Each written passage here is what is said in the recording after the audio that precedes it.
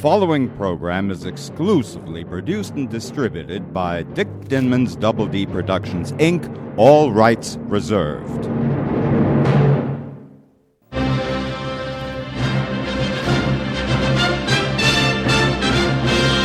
Hi, Golden Age film fanatics, and welcome to DVD Classics Corner on the Air. My name is Dick Dinman, and our goal is to become your exclusive guide to the very best of the Golden Age classics coming out on DVD. We'll have reviews, breaking news of upcoming releases, plenty of surprise guests, and a special feature devoted to the great Golden Age film composers, which we call Cinemusic. So let's turn on the marquee and lights, camera, action. It's time for Dick's Picks, in which I get to shine the spotlight on one of my Dick's Picks of the week. Long after her passing, Audrey Hepburn remains the most beloved of Hollywood stars, known for films such as Roman Holiday, Breakfast at Tiffany's, and Charade, and for her tireless work as UNICEF ambassador. Several biographers have investigated her stardom, but no one has attempted to cover her intense experiences through 5 years of Nazi occupation in the Netherlands. According to her son, quote, "The war made my mother who she was." Audrey Hepburn's war included the brutal execution of her uncle and cousin, an active role in the Dutch resistance, work as a doctor's aide during the Bridge Too Far Battle of Arnhem, and the Hunger Winter of 1944-45. She spent the last 9 months of the war under fire, and through it all had to contend with the fact that both her parents had sided with the Nazis. Dutch Girl presents new interviews with people who knew Audrey Hepburn in the war, secret diaries, research in classified archives, and her own reminiscences, some never before heard, and others shared by friends and family. The result is the riveting, untold story of a Dutch girl in World War II who went on to become one of the most iconic stars our world has ever known. Stay tuned for more Dick's Picks, coming up on DVD Classics Corner on the Air very soon. Dutch Girl is the final entry in Robert Matzen's Hollywood in World War II trilogy. And Dutch Girl follows the award-winning Fireball Carole Lombard in The Mystery of Flight 3 and the critically acclaimed Mission Jimmy Stewart and The Fight for Europe. Matzen has gained a reputation as one of the most entertaining writers in popular biography. For Dutch Girl, he lived in Audrey Hepburn's footsteps in the Netherlands, interviewed many who knew her, and dug deep into Dutch archives to access secret information. The result is an eye-opening look into Audrey Hepburn's hidden past. And it's my great pleasure to welcome Robert Matzen back as my guest on DVD Classics Corner on the Air.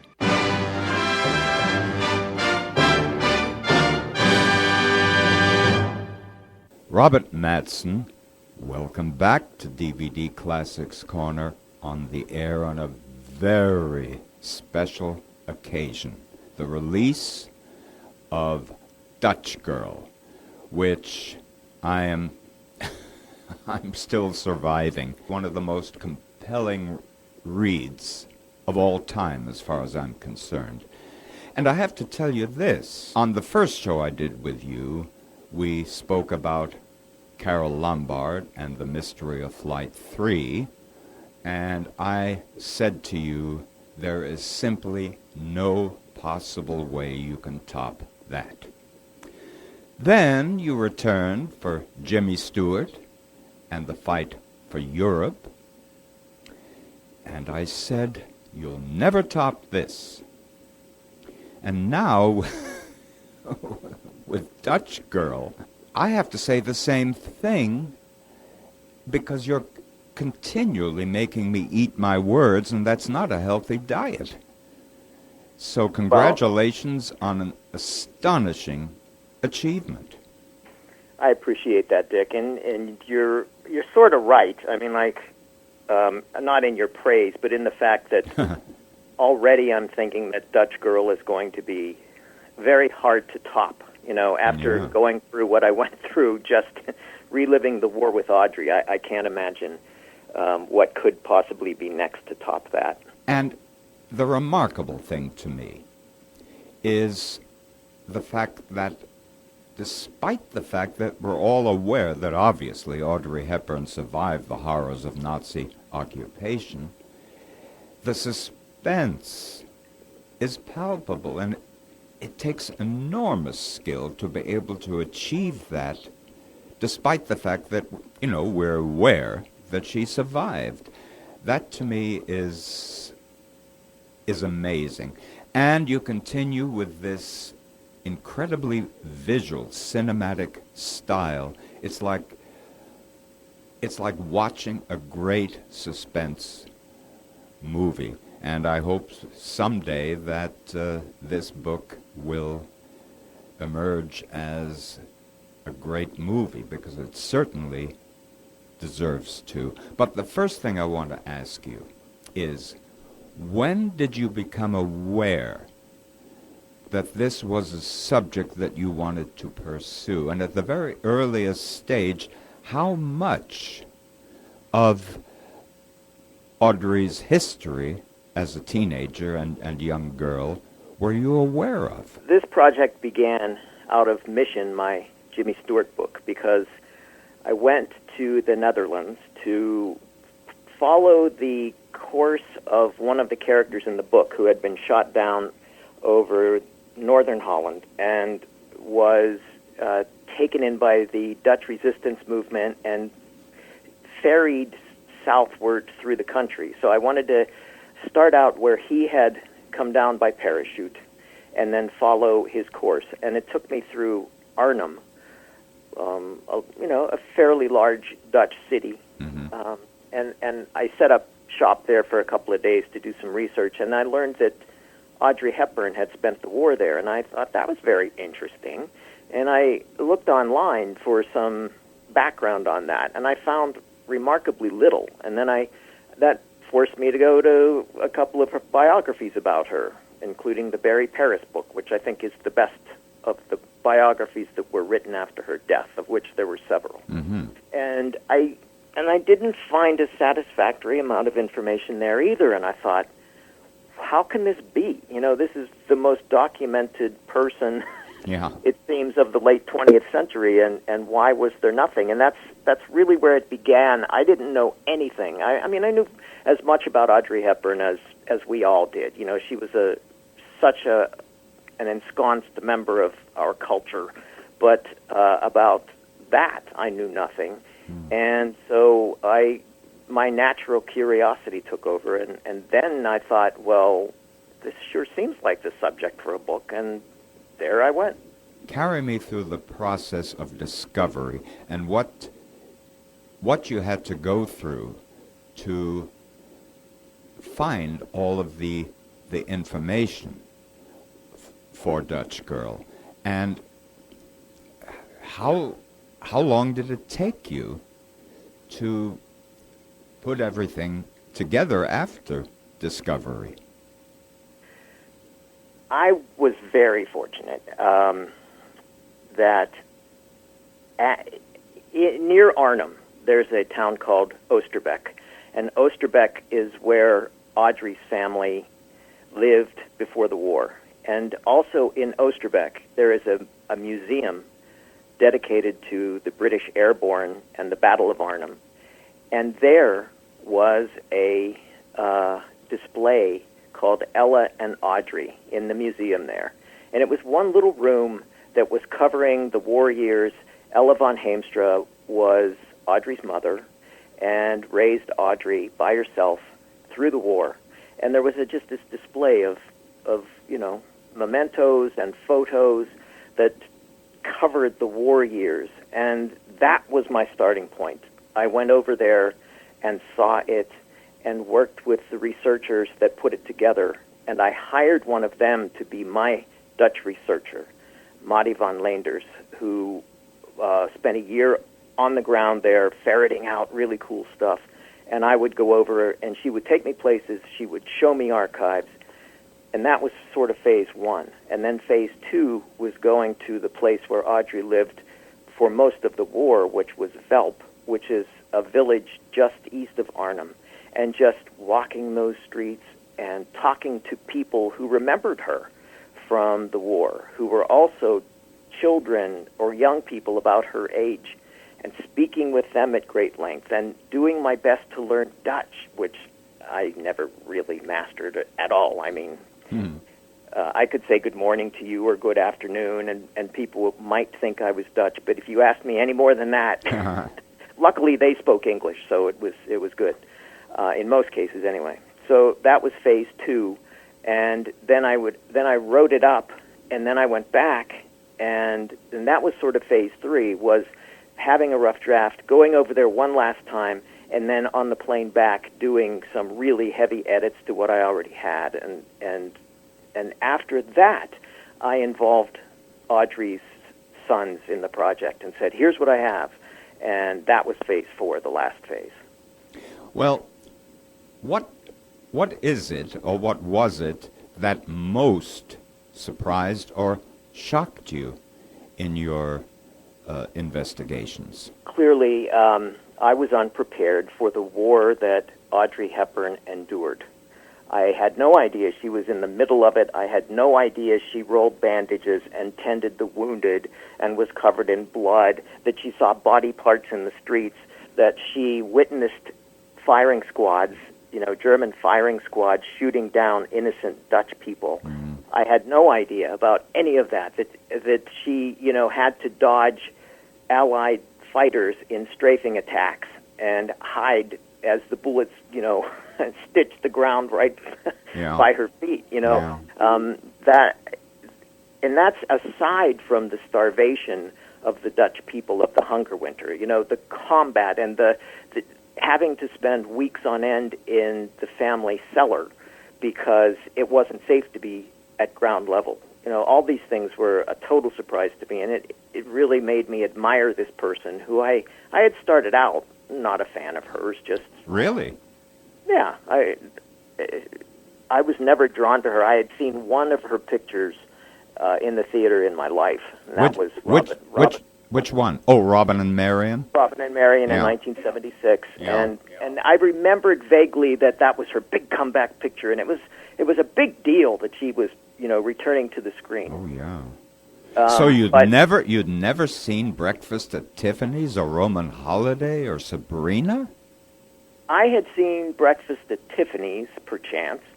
Hadn't made a huge impression on me. I had never seen Roman Holiday. I had never seen Sabrina. I saw those during the course of research, and loved Roman Holiday. I didn't care for Sabrina at all. Yeah. And that's a different show. We could do a whole show on how much I didn't like Sabrina, but Roman Holiday is just is so charming, and she's so good in it, and it's so close to the war, and that's what I really look at. Is I can't believe this is the person who survived the war.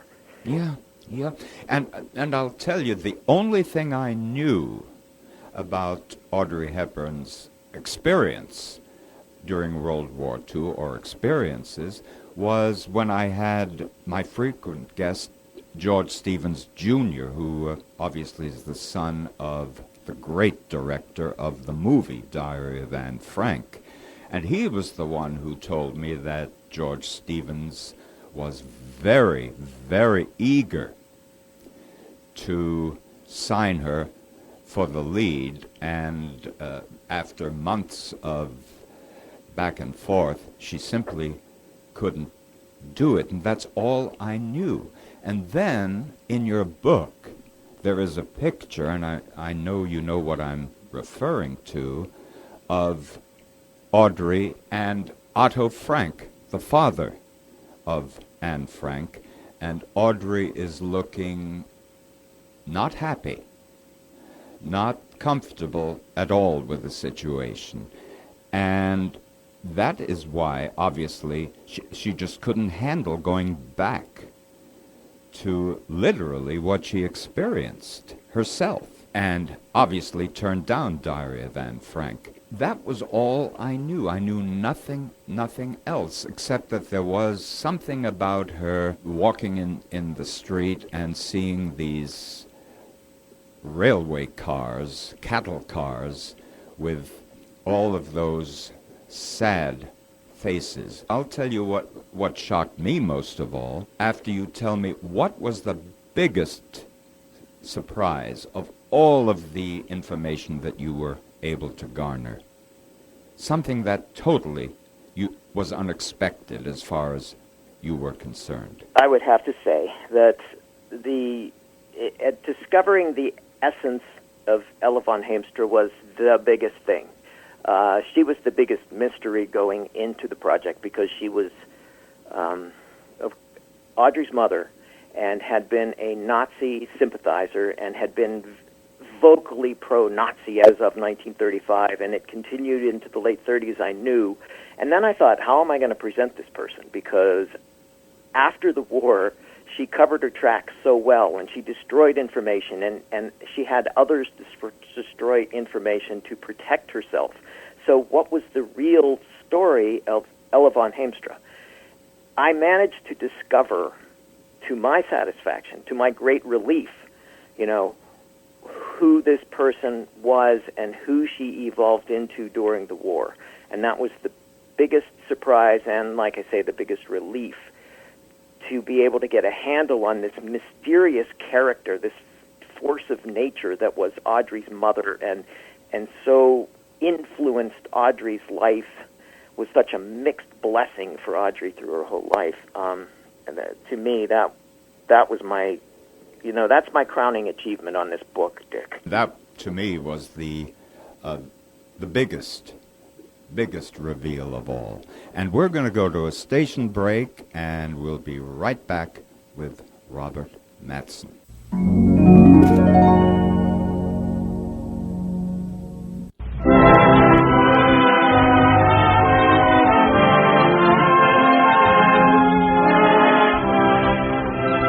We pause now for station identification.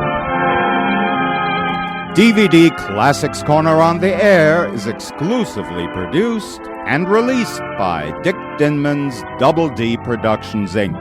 All rights reserved.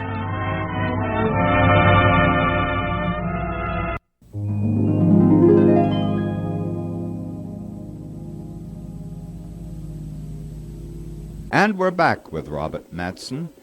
And what would you say you took away, the major thing that you took away from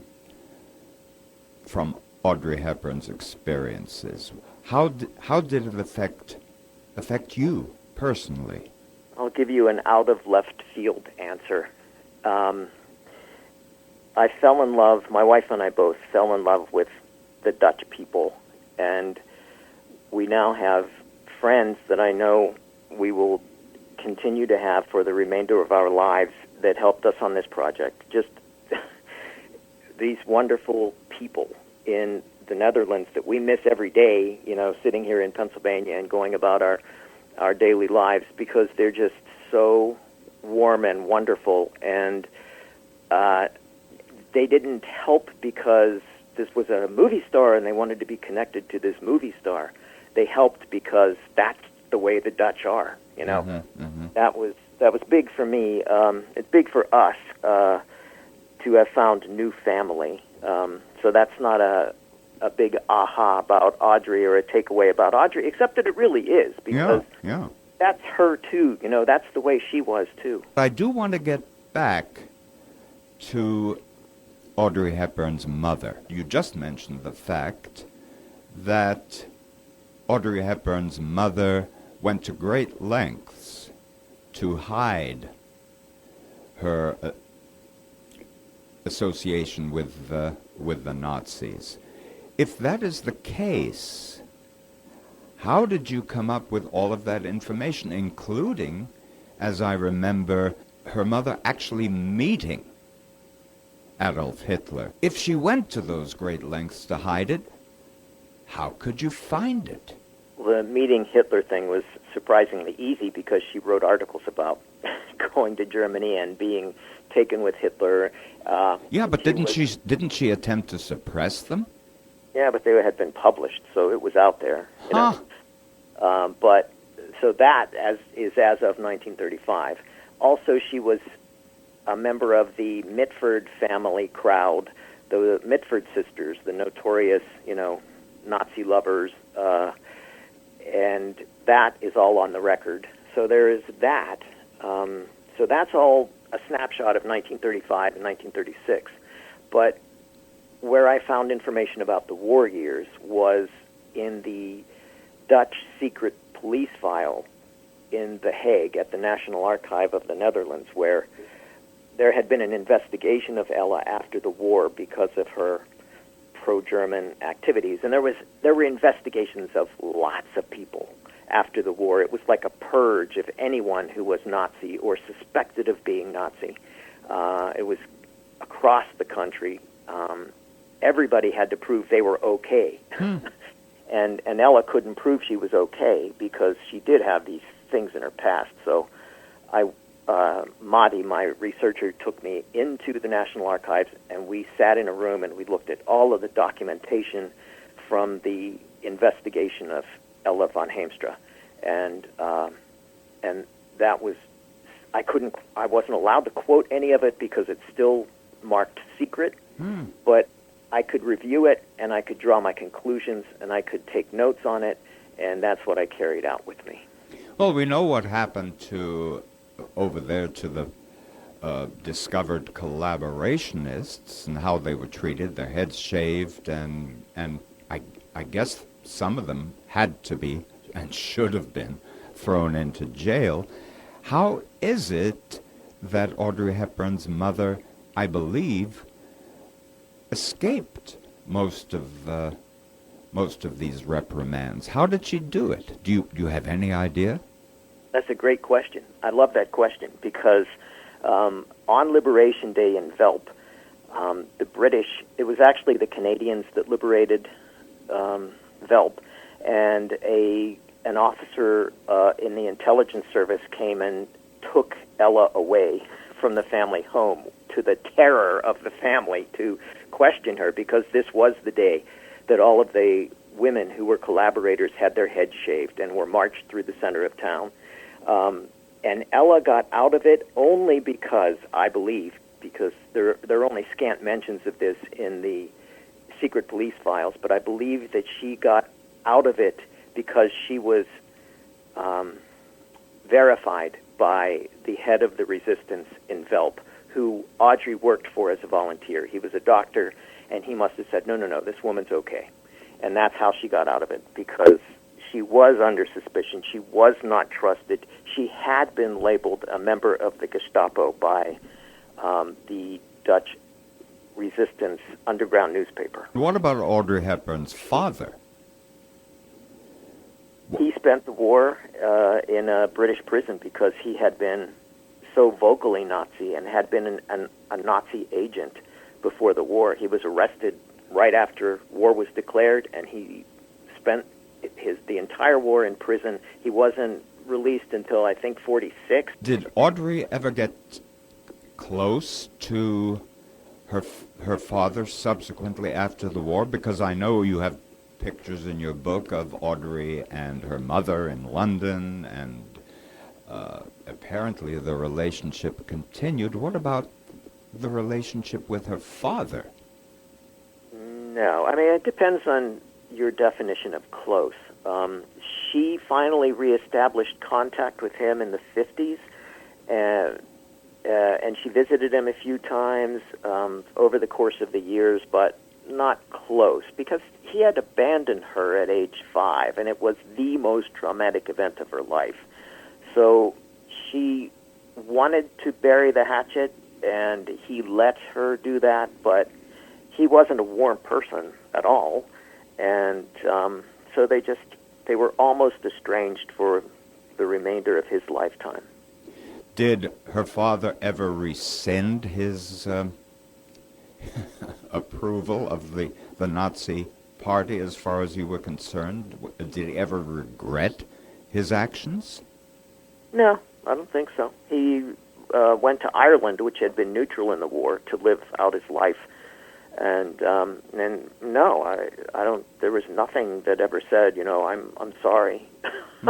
He was just him. Have you had any overtures as far as, or if you can talk about it, adapting Dutch Girl to a motion picture? Oh, of course. As of a week or two ago, I was cleared to announce that that Dutch Girl was going to be source material for the Audrey Hepburn TV series that's being produced by Wildside, which is in Italy, and so that's scheduled to commence principal photography in 2020. So really, Dutch Girl is now spoken for. As far really? Right. Yeah. Oh, well, all I can say is congratulations on that, and especially on this amazing book. And I'm going to tell our audience, Dutch Girl is available from Goodnight Books, but it's Knight. And I think I can easily guarantee my audience you're in for probably the most compelling read you've ever experienced. It is that powerful a book. Well, all I can do is thank you for your magnificent work, and thank you so much for taking the time to share the microphone with me. I just hope you keep doing what you're doing, and needless to say, anything exciting happens, please let me know, and we can do a show on it. I really enjoy so much having you on the show, and can't wait to have you back. Thank you, Dick. I'm a big fan of yours, and that's why you got one of the first copies of the advanced reading copy of Dutch Girl, and that's why I'm here today. So thank you very much.